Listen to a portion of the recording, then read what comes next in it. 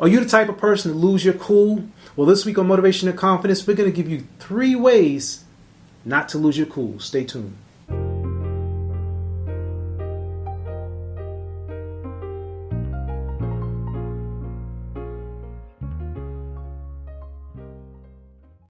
This week's episode is 3 ways not to lose your cool. I'm going to tell you 3 ways not to lose your cool, because if losing your cool were a picture, I'd be that guy, because I've lost my cool way too many times and put myself in a jacked up situation. So before we go any further, please like, subscribe, and share. Thank you always for tuning in. If you don't want to leave a comment below, please subscribe to the channel, whether it be YouTube or subscribing to the podcast, any platform that you're on.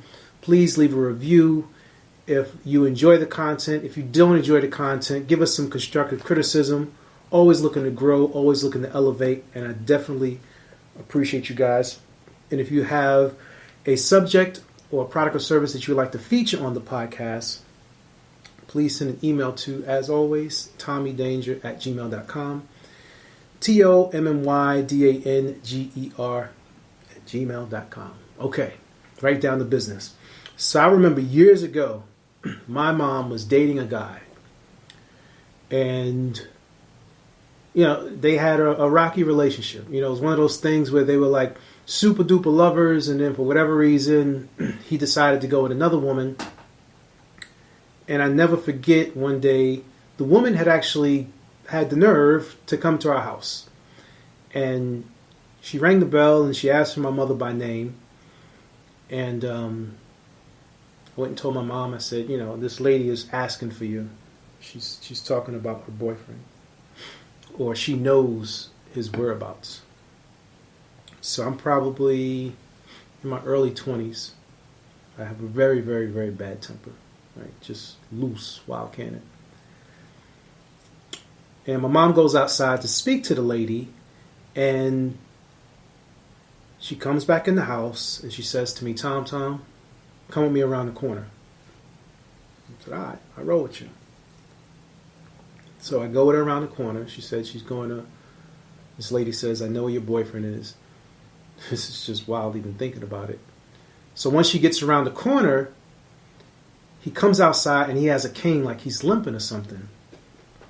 And I guess, for whatever reason, the woman called herself dropping down, like, I know you got a lady around the corner, and now you're trying to be here with me, you can't be with both of us type of situation. So they're standing outside talking, and my mom slaps the dude, right? Now, I'm about 12 feet away, watching in the cut. And after she slaps him, before I even give him the chance to react, I run up on him and I two-piece him, right?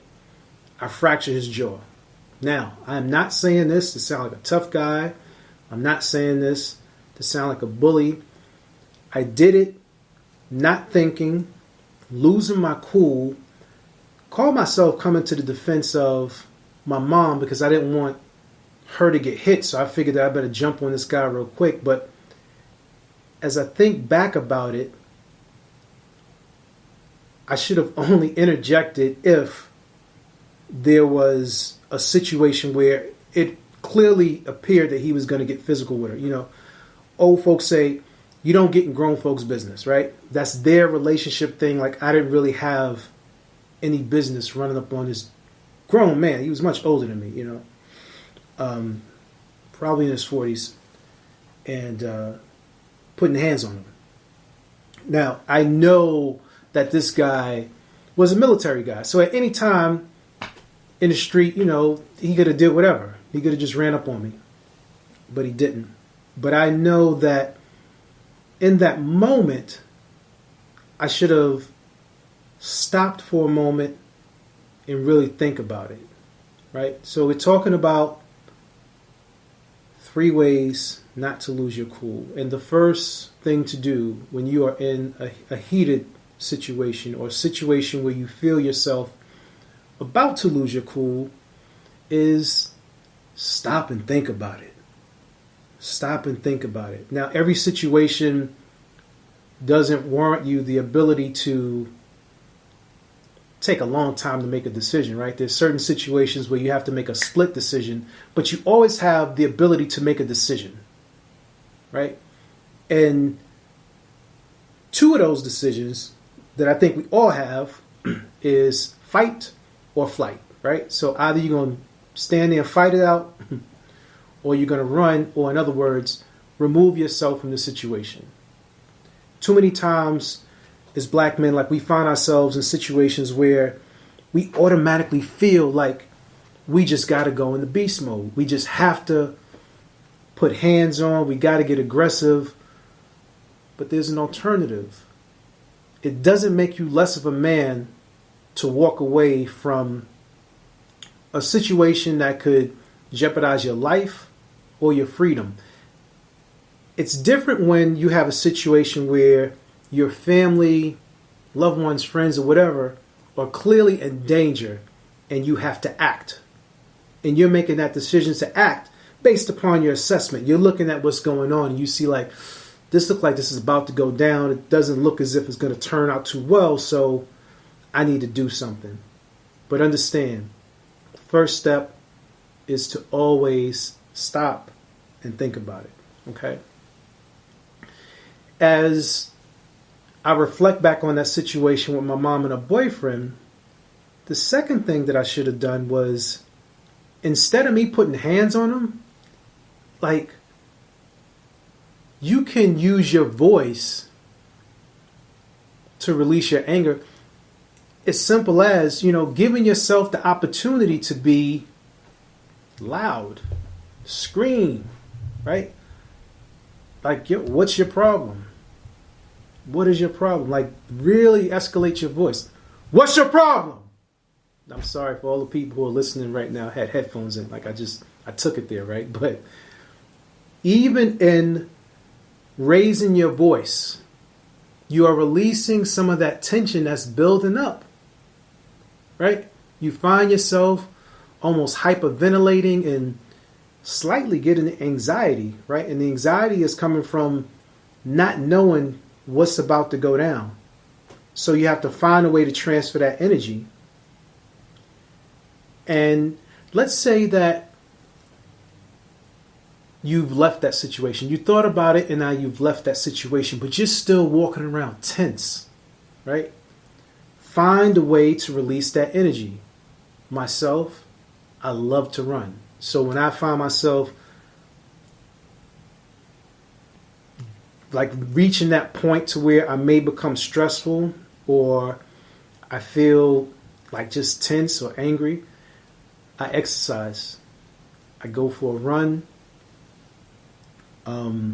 I'll lift weights. Be careful lifting weights. Actually, be careful doing any exercise when you're upset, because if you don't pay attention to what you're doing, you could actually hurt yourself even more. I've done that before too, to where, I went running and ran as hard as I could and as fast as I could and wound up fracturing my leg. And yes, I was literally running that hard that I fractured my leg on a treadmill.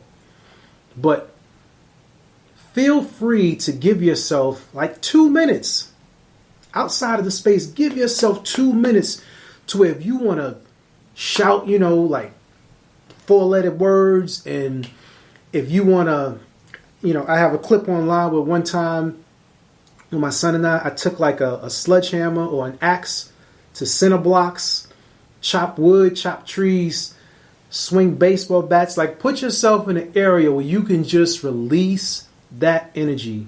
Find ways for you to release that energy so that you're not walking around with all this anger. And in another way, like if you're a non-physical person, find that person that's going to listen to you who is non-judgmental, where you can just literally vent. Because sometimes just talking about it will help you release some of that anxiety and anger. You just talk yourself through it. Okay? That's the second thing. Talking about 3 ways not to lose your cool. And the third way, if you're still in that situation, right, and you've stopped and you thought about it, you've shouted 4-letter words and you're sort of getting it off your chest, and you still feel yourself there, breathe. You remember like when we was little and we get a whipping, right? And then after you finish getting your spanking and it's over with, and you have like that, how can I describe, like you have that breathe, like you breathe in, and when you breathe out, it's like a slight tremor at the end, like you, and it's like once you let that tremor go, like you know in that moment, like the worst part is over with. Like once you feel that little tremor, it's like that's the last little bit release of tension that comes out of your body. You can just breathe, man. Huge believer in meditation daily. You can use your breathing techniques to keep you grounded on a daily basis so that you can deal with the tough things that come to you. Side note that I like to do to also help you deal with extreme situations is take a cold shower.